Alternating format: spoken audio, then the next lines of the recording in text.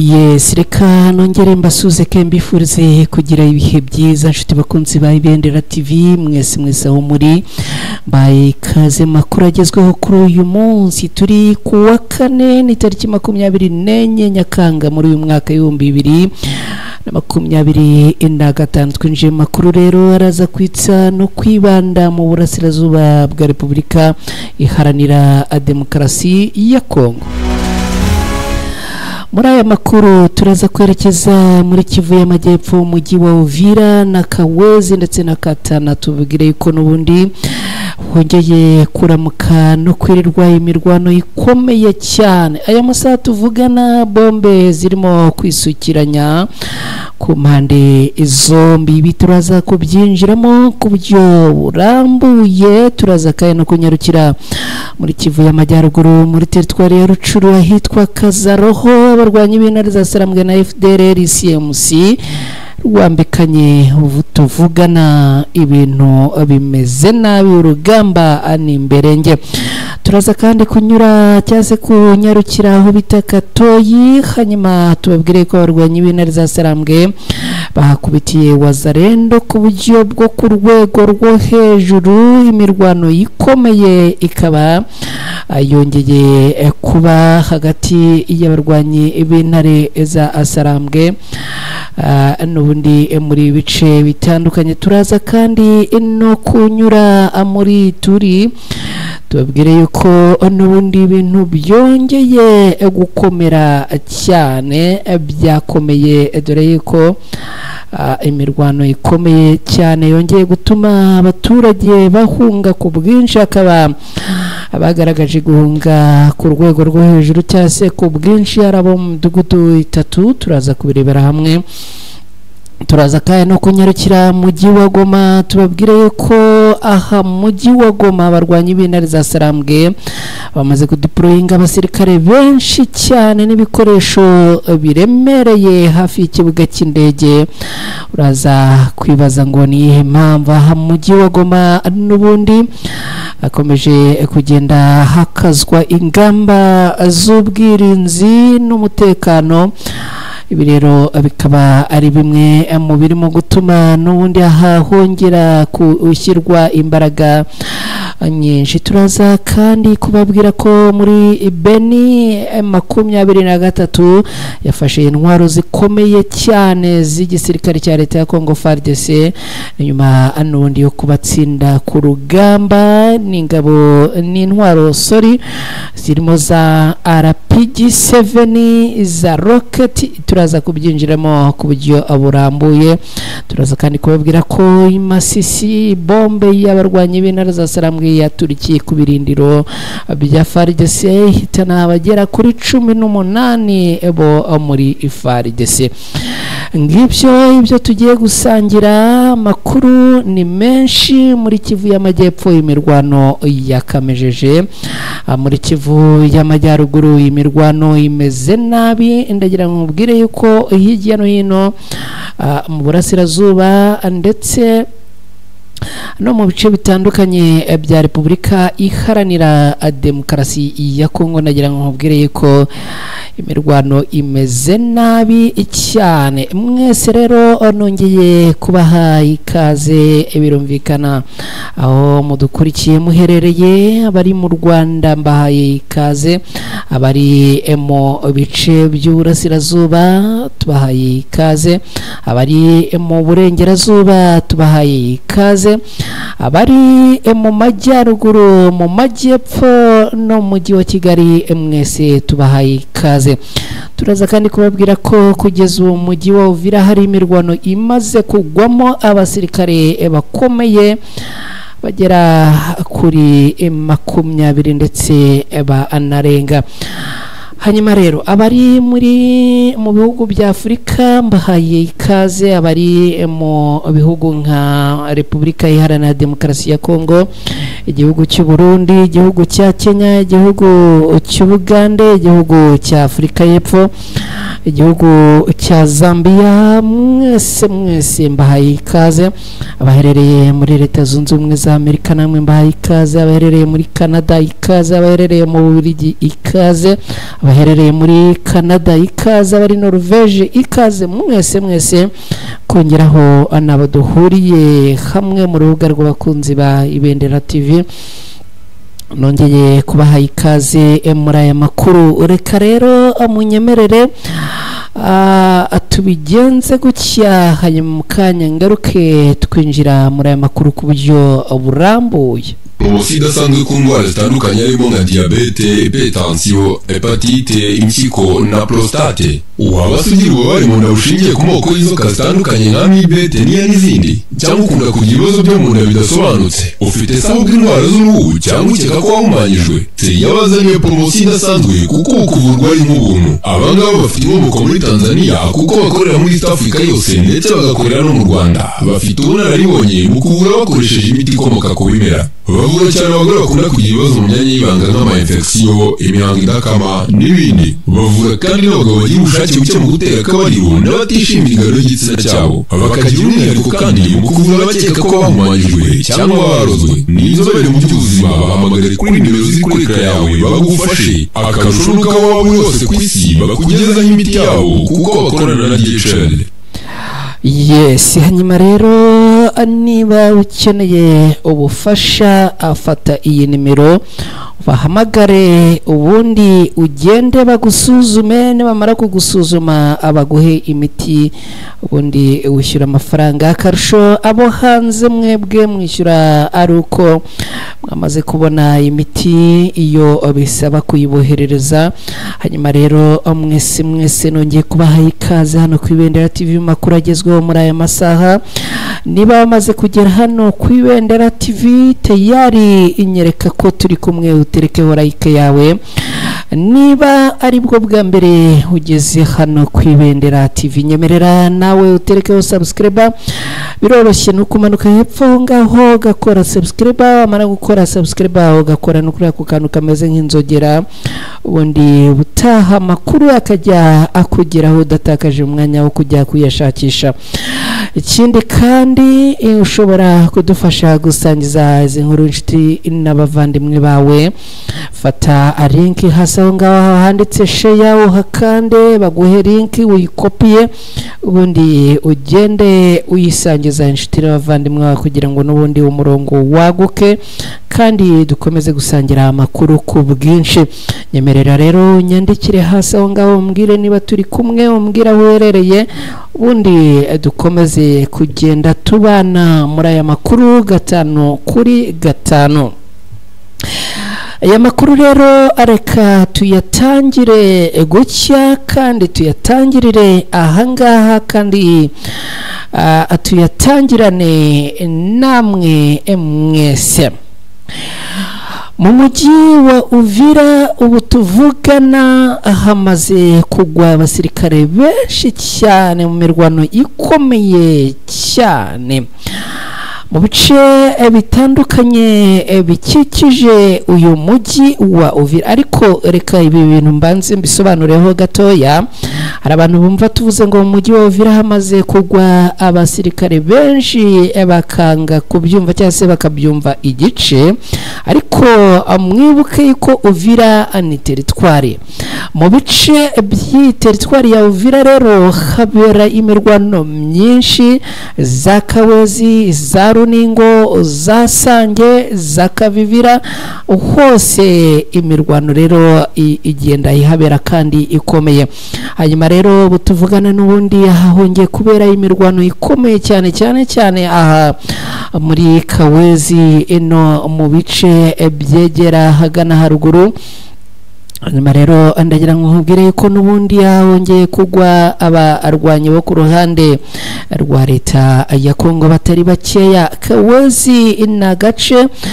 akegereye uyu mujyi wa Uvira neza usohoka mu mujyi wa Uvira uzamuka za Kavivira uhita ugera hitwa Medical Center SOS Uvira Medical Center SOS Village hanyuma hagana haruguru gatoya niho hari aka gace ka Kawezi mu rukerera rwo kuri uyu munsi ndetse no mu masaha ya mbere ya saa sita aha hongeye kubera urugamba ruremereye cyane dore ko abarwanyi barwana ku ruhande rwa leta ya Kongo bongeye guturuka muri uyu mujyi wa Uvira. Biravugwa yuko n'ubundi ngo hongeye kugaragara n'abacancuro muri iyi mirwano yo kuri uyu munsi. Abarwanyi barwana ku ruhande rwa leta ya Kongo rero bakaba batangiye gusuka imiriro myinshi n'ubundi baherereye aha muri ibice bya Kawezi bagenda abohereza mu bice byahagana haruguru za Runingo na Sange ahaherereye ibirindiro by'abarwanyi b'intare za Asarambwe. Nagira ngo nkubwire ko hari imirwano yaramutse ikomeye kandi irimo imbaraga zikomeye cyane kubera yuko bombe ahangaha zakoreshejwe ama RPG menshi no kuvuga rocket prepared grenade zose zakoreshejwe. Cyo nakubwira nuko imiriro ari imiriro kandi imiriro irimo koherezwa ku mpande zombi.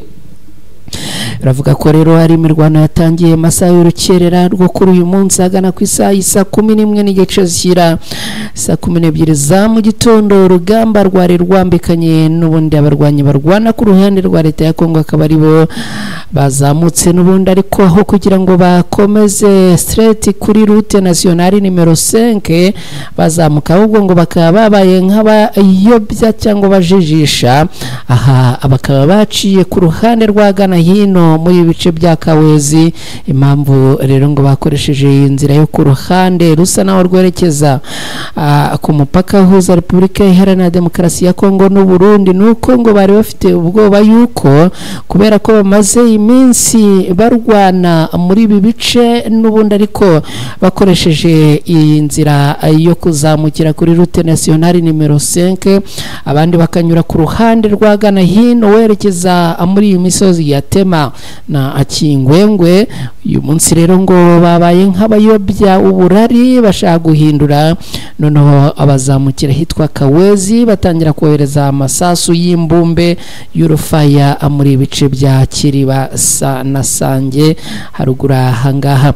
Ikindi kandi nababwira nuko hitwa Katana nawongeye kubera imirwano cyane cyo kuri uyu munsi. Abarwanyi b'intare za Asarambwe bakabongeye n'ubundi kwisanga ku mirongo y'urugamba barimo kurasana n'abarwanyi b'intare za Asarambwe. Hanyuma rero bakaba barasanye n'uruhande rurwanira leta ya Kongo rugizwe n'igisirikare cya leta ya Kongo FARDC, igisirikare cy'u Burundi FDNB, igisirikare cy'abacanshuro ndetse n'abazarendo ariko ngo na FDLR zose zikaba zirimo kurwanira n'abarwanyi b'intare za Asarambwe haruguru Katana. Bikaba bivuga yuko n'undi mu gitondo cyo kuri uyu munsi ndetse kugeza amasaha yo ku manywa n'ubundi aha ngo barimo bari kohererezanya bombe ku mpande zombi. Ngibyo ko byifashe aha muri bice. Reka twerekeze muri Kivu y'Amajyaruguru hitwa Kazaroho abarwanyi b'intare za Asarambwe na FDLR CMC. Urugamba rwambikanye akaba ari urugamba n'ubundi rwongeye gukomera dore ko n'ubundi hakaza roho ngo nindiri ya FDLR. Ibintu rero bikaba byongeye gukomera nyuma yuko n'ubundi aha abarwanyi b'intare za Asarambwe n'ubundi bongeye kwisanga kuri sharing z'amasasu menshi kandi aremereye hagati yabo na nizi FDLR. Aha rero ni muri teritwari ya Rucuru. Kazaroho ikaba ari umudugudu uherereye mu karere ka Rucuru nk'uko nari maze kubivuga ni mu ntara ya Kivu y'Amajyaruguru muri Repubulika Iharanira Demokarasi ya Kongo. By'umwihariko uyu mudugudu bikaba bivuga yuko ngo ari indiri y'imitwe ya Mayimayi ndetse na FDLR. Ni umudugudu muto ubarizwa mu gace ka wica cyangwa se wica ni mu karere ka Beni Kazaroho kandi ikaba yerereye hafi y'imidugudu ya Amamunjoma na Asesere. Aka gace ka Kazaroho kimwe na Beni yose ngo kagiye kabamo imvururu ziturutse ku mitwe y'inyeshyamba nka ADF, izi mayimayi zitandukanye, za RNL ndetse n'indi mitwe, bigatuma rero ahangaha n'ubundi hakomeza kuba indiri y'imirwano kandi hakaba indiri y'umutekano mukeya. Abarwanyi b'intare za Sarambwe rero bakaba bari gusharingana n'abarwanyi ba FDLR muri ibi bice, n'ubundi urugamba rukaba rwongeye gukomera kuva mu gitondo cyo kuri uyu munsi kugeza n'aya masaha tuvugana,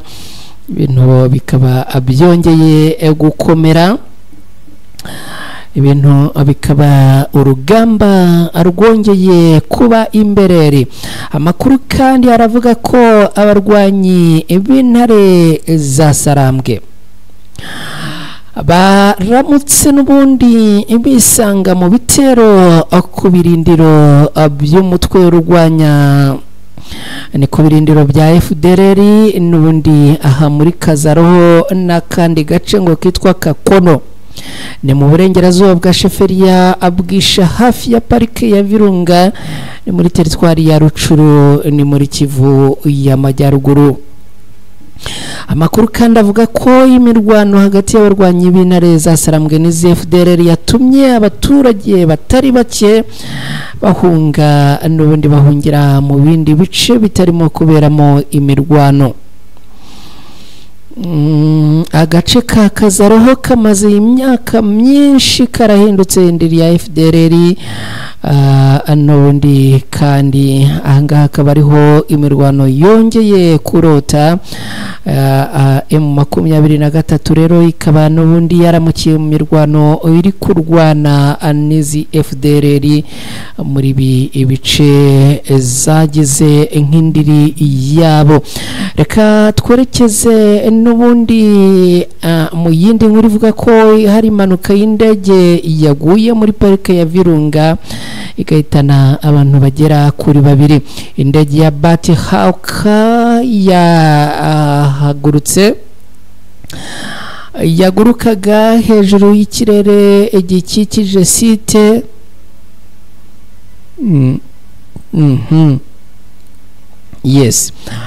site y'amateka ya Ishango ni muri parike ya Virunga yakoze impanuka ku uruyu ni ku munsi w'ejo masaha nyuma ya saa sita, ihitana rero abantu bagera kuri 2 muri kiriya gice cyo muri Kivu y'Amajyaruguru muri DRC. Ibi byatangajwe n'ubuyobozi bw'ikigo cya Kongo gishinzwe kubungabunga ibidukikije ICCN mu itangazo rigenewe abanyamakuru yoherejwe cyangwa se yagiye ahagaragara. Abakozi bombi bakaba batarokotse, inyandiko ikongeraho ko ari abari bashinzwe kurinda parike 2 bari mu butumwa bwo gucunga umutekano mu ndege, akaba rero n'ubundi ngo aribo batakaje ubuzima. Iri tangazo rigira riti abahitanywe n'iyi mpanuka ni Bwana Claude Nguwo wari utwaye indege na Bwana Daniel Kwamire. Ibi bikaba byabaye mu gihe bari bashinzwe umutekano w'abakozi ba ICCN bakorera muri iyi parike. ICCN kandi yagize iti iperereza rirakomeje kugira ngo hamenyekane neza icyateye iyi mpanuka. Bakaba bashimangiye kandi ko ubwitange budahwema mu guharanira umutekano w'abakozi bayo no gukomeza ubutumwa bwo kurinda urusobe rw'ibinyabuzima muri parike igihugu ya Virunga ari inshingano zabo. Parike ya Virunga gace karinzwe gaherutse kwizihiza isabukuru y'imyaka 100. Ngibyo rero ibyo twavuga, hanyuma areka atwerekeze Katoyi hajya nahabuzera banza Katoyi ntari nahavuga hanyuma areka atwerekeze Katoyi tubabwire ko aha naho baye urugamba rukomeye cyane aho abarwanyi ibina Katoyi ni muri Masisi birumvikana ni muri Kivu y'Amajyaruguru muri Repubulika Iharanira Demokarasi ya Kongo abarwanyi b'intare za Sarambwe bahakubitiye Wazalendo ku buryo bwo ku rwego rwo hejuru nyuma y'uko n'ubundi bongeye kwisanga ku rugamba abarwanyi b'intare za Sarambwe n'ubundi bisanga ku mirwano y'urugamba na Wazalendo dore ko Wazalendo ngo zari zimaze iminsi zigaba ibitera muri bice zije gusahura no gukora ibindi bikorwa by'ubugizi bwa nabi uyu munsi rero hagana amasaha y'urukerera n'ubundi ngo nkuko izi Wazalendo zabimenyereye zongeye kugaba ibitero muri bice bya Katoyi noneho abaturage ngo baza gutanga amakuru abarwanyi b'intare za Sarambwe rero baza gutabara bikaba byarangiye n'ubundi izi Wazalendo ngo zongeye kuraswa amasasu y'umufiririzo birangira n'ubundi ahangaha ngo izi Wazalendo zongeye kuhatakaza ubuzima ari nyinshi reka twihuse twerekeze muri teritwari ya Ituri imidugudu itatu n'ubundi abaturage bayihunze ni impamvu yo kubera imirwano ikomeje gukomera hagati ya Mayimayi muri Babira Babombi amatsinda abiri ya Mayimayi yiyita Wazalendo amaze iminsi arwana ni kuva ku wa mbere tariki 21 Nyakanga muri uyu mwaka bakaba abari kurwanira mu bwami bwa Babira Babombi ni mu karere ka Mambasa ni mu majyepfo ashyira uburengerazuba bwa Bunia mu murwa mukuru w'intara ya Ituri iyi mirwano ihuje Mayimayi Kabdo no kuvuga zo kwa Kabdo n'itsinda rya UPRC ikaba rero ari imirwano ikomeje kandi ikomeye ikaba ari imirwano nababwira yuko kuri uyu wa kane tariki 24 Nyakanga muri uyu mwaka imaze guhitana abaturage b'imidugudu itatu no kuvuga abaturage batari bakeya bakomoka mu midugudu itandukanye bamwe mu baturage kandi bakaba bakomeje guhunga abari guhunga nabo mu midugudu ya Biakato noneho abandi ngo bakerekeza Amangina ni mu ntara Kivu y'Amajyaruguru muri Repubulika Iharanira Demokarasi ya Kongo imidugudu yasizwe n'abaturage harimo Makumo Biruru na Akumbukumbu yose yo mu gice cya Bakayiku nkuko amakuru abitangaza ariko kandi bikanemezwa n'umukozi ushinzwe cyase ukorera umuryango uharanira uburenganzira bwa muntu muri iri shami rya Mambasa wagaragaje impungenge ko ibi bice byari bitangiye gusubira amahoro ariko ubu imvururu zikaba zongeye kuba imvururu hashize iminsi itatu itsinda rya FPP rya Kabdo n'itsinda rya UPRC rya Generali Wise no kuvuga Generali Autoproclamé Mayani barwana bari ku mirwano n'ubundi ahangaha muri bice rero abaturage bakaba bakomeza gutabaza avuga yuko n'ubundi muri sheferi ya Babira Babombi ngo ibintu bikomeje kuba bibi cyane reka twinjire cyase n'ubundi dusubire muri teritwari ya Rucuru tubabwire ko abarwanyi b'intare za Sarambwe bamaze kwigarurira bikomeye abasirikare ba FARDC no kuvuga bamaze kwigarurira ibirindiro bikomeye ndetse abasirikare ba FARDC bagera kuri 23 bose baguye mu mirwano aha muri ibi bice mu mirwano ikaze yongeye kubera mu gace ka Rugari cyase ka Rugari muri teritwari ya Rucuru, abarwanyi b'intare za Sarambwe bongeye kwigarurira ibirindiro bikomeye byari biri mu maboko igisirikare cya leta ya Kongo FARDC. Iyi mirwano yabaye kuri uyu munsi ikaba yatangiye hagana amasaha y'ijoro, no kuvuga mu ijoro yo ku munsi w'ejo, ikaba arera ari imirwano n'undi ikomeye kandi yumvikanyemo imbunda ziremereye nka mortier sa 20 mm, nka machine gun na rocket RPG. Iyi imirwano rero ikaba n'ubundi kandi ngo yongeye kumvikanamo intwaro ni ziremereye ni izoroheje. Amakuru aturuka mu bayobozi b'inzego z'umutekano muri ibice aravuga ko abasirikare 23 ba FARDC bishwe, abandi 35 bagakomerekera muri imirwano, harimo n'abajyanwe mu bitaro Goma kugira ngo n'ubundi bitabweho. Aba rero akaba ari abakomeretse nk'uko nari maze kubibabwira. Abarwanyi b'intare za Sarambwe kandi bafashe matekwa abasirikare 8, harimo na bamwe mu bafite amapeti yo hejuru, umwe mu bahoze mu mirwano n'ubundi akaba yatangaje ati ntibyari byoroshye, ni mirwano yari iremereye. Abarwanyi b'intare za Sarambwe bari bafite imbunda nshya za APKM ndetse n'amasasu menshi. Ibi rero bikaba byafashije kurusha imbaraga abarwanyi barwana ku ruhande rwa leta ya Kongo, bikaza kurangira rero n'ubundi abarwanyi barwana ku ruhande rwa leta ya Kongo batsinzwe muri uru rugamba. Reka kandi tubabwire ko imasisi bombe z'abarwanyi b'intare za Sarambwe n'ubundi zongeye koherezwa ku bwinshi ku birindiro bya FARDC.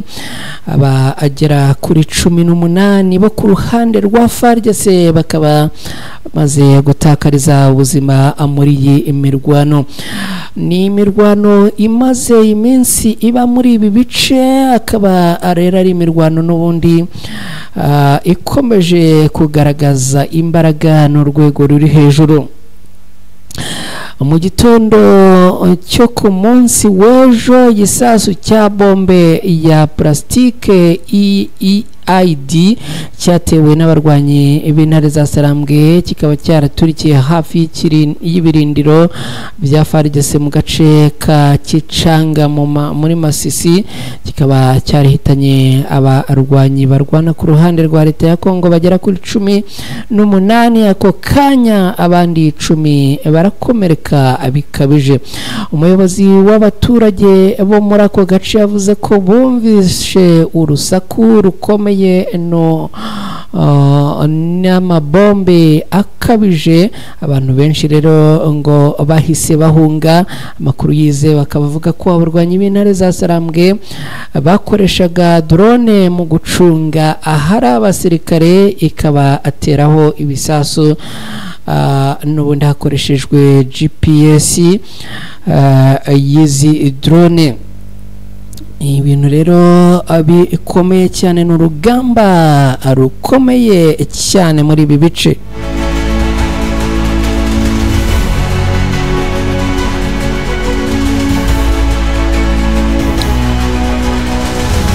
Yes, abarwanyi b'intare za Sarambwe rero bakaba bongeye kwandika amateka n'ubundi ku mirongo y'urugamba. Hanyuma reka twerekeze Beni tubabwire ko abarwanyi b'intare za Sarambwe bafashe intwaro zikomeye zo ku ruhande rwa leta ya Kongo FARDC, nyuma n'ubundi yo kubakubita inshuro mirwano ikomeye cyane.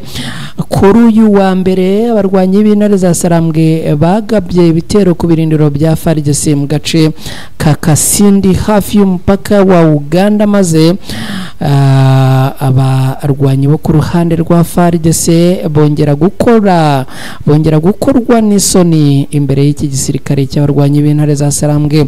FARDC yasize intwaro nyinshi zirimo 12.7 mm DSHSK rocket RPG 7 n'amasanduku menshi y'amasasu byose bikaba ari ibikoresho n'ubundi abarwanyi b'intare za Sarambwe bongeye gusarura mu maboko yabo. Abarwanyi b'intare za Sarambwe bakaba bavuze ko bari mu gikorwa cyo kwirwanaho ariko ko bahanganye n'ingabo za leta ya Kongo zafashwaga n'abasirikare b'indege kandi ngo byaje kurangira n'ubundi bongeye gutsindwa uru rugamba.